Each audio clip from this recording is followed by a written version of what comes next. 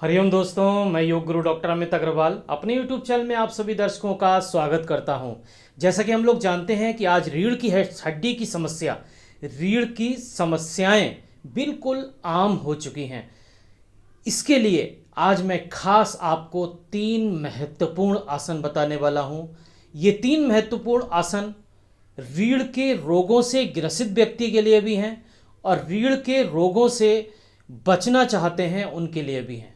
जैसा कि हम लोग जानते हैं कि cervical problem, cervical spondylitis, lower back lumbar spondylitis problem, कमर दर्द, गर्दन दर्द, इसके साथ साथ स्लिप डिस्क की प्रॉब्लम, कमज़ोर रीढ़ की हड्डी की समस्या, रीढ़ में नसों के दबने की समस्या, इसके अतिरिक्त शियाटिका की समस्या, ये सब समस्याएं बिल्कुल आम सी हो गई हैं। इसके कई कारण हैं। पहले भी हम लोग इस वीडियो में के अतिरिक्त भी बात कर चुके हैं कि हम लोगों की समस्याओं का कारण है मेन लगातार बैठना या खड़े होना। पोस्चर इसमें मेन इन्वॉल्वमेंट है। अगर आप अपने पोस्चर को ठीक कर लेते हैं तब आप इन रोगों से बच सकते हैं और इन रोगों को ठीक भी कर सकते हैं। तो आज मैं वही 3 अभ्यास आपको बताने वाला हूं, जिन अभ्यासों को अगर आप अपने रूटीन में शामिल कर लेते हैं तो आपका पोस्चर भी ठीक होता है, दबी हुई नस जो कंप्रेस हो रही है रीढ़ की हड्डी में वर्टिब्रा के द्वारा, वर्टिब्रा से, उसमें भी रिलैक्स मिलता है, स्लिप डिस्क की समस्या होती है, शियाटिका नर्व कंप्रेस हो रही है, सभी में इन 3 आसनों के ज़बरदस्त लाभ हैं।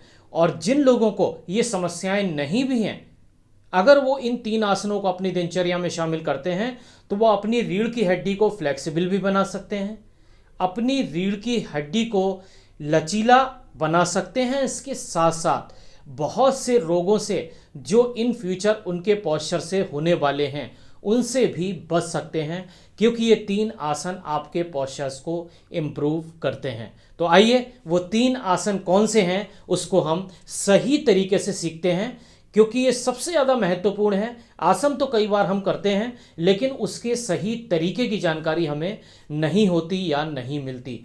तो मैं आज कोशिश करूंगा कि इन 3 आसनों का सही तरीका इस वीडियो के माध्यम से आपको बताऊं। तो आइए वो 3 आसन सीखते हैं। सबसे पहला अभ्यास हम लोग करेंगे भुजंग आसना ब्रीदिंग। देखिए किस पोजीशन में हम लोगों को लेटना है। एड़ियों को पैरों के मिलाए रखिए, हाथों को सीने के बराबर रखिए, कंधों की सीध में, कोहनियाँ हल्की सी अंदर की तरफ, शरीर के समानांतर। चिन लगा सकते हैं। जिनको गर्दन में दर्द नहीं है वो माथा अर्थात फोरहेड लगा सकते हैं। इस तरह श्वास लेते हुए धीरे धीरे उठिए, बहुत ऊपर नहीं उठना, कोहनियों को हल्का सा मोड़ा हुआ रखना है। श्वास छोड़िए, श्वास लीजिए, श्वास छोड़िए।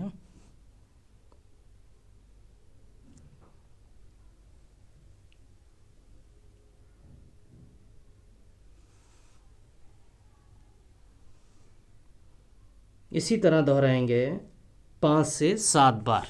रिलैक्स। नेक्स्ट प्रैक्टिस करेंगे शलभ आसना ब्रीदिंग। शलभासना ब्रीदिंग में हाथों की मुट्ठियां बांधिए और थाइस के नीचे रखिए। आगे से चिन को लगाइए। कोशिश करिए हाथों की कोहनियां सीधी रहें और श्वास लेते हुए धीरे धीरे दोनों पैरों को उठाइए। बहुत ऊपर उठाने की कोशिश नहीं करना है। अगर पैरों को मिलाकर उठा सकते हैं तो मिलाकर उठाइए और गैप रख के उठा सकते हैं तो गैप रख के उठाइए। धीरे से वापस 1 से 2 सेकंड की होल्डिंग स्टार्टिंग में कर सकते हैं, बाद में होल्डिंग टाइम बढ़ा सकते हैं। देखिए पैरों को मिलाकर उठाया मैंने। आपके घुटने, आपकी थाइस जमीन से ऊपर रहेंगी और धीरे धीरे वापस। पैरों को गैप रखते हुए भी उठा सकते हैं। शुरुआत में आप पैरों को बहुत ऊपर नहीं उठा पाएंगे, इसलिए शुरुआत में धीरे धीरे करेंगे। 5 से 7 बार दोहरा सकते हैं।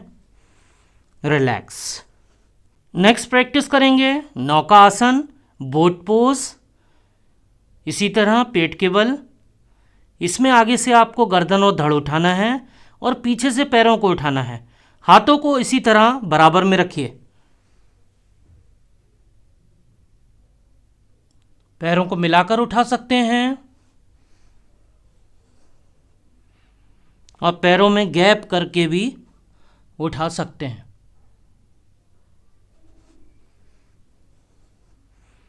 बहुत धीरे धीरे करेंगे।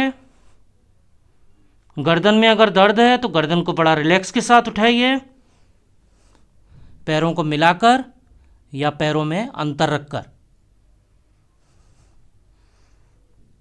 5 से 7 बार दोहरा सकते हैं।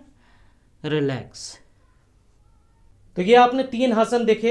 ये तीनों आसन रीढ़ की हड्डी के लिए अद्भुत आसन है, चमत्कारिक आसन है। जब आप इनको कुछ दिन करेंगे तो आप इसके अद्भुत रिजल्ट देखेंगे। आप अपने रिजल्ट या अपने परिणाम जरूर हमसे शेयर किया करिए, तभी हमें पता लगता है। हम भी आपको अनुभव के बाद ही सारी जानकारियां देते हैं। तो वीडियो आप लोगों को अच्छा लगा हो, लाइक करिए, शेयर करिए। धन्यवाद।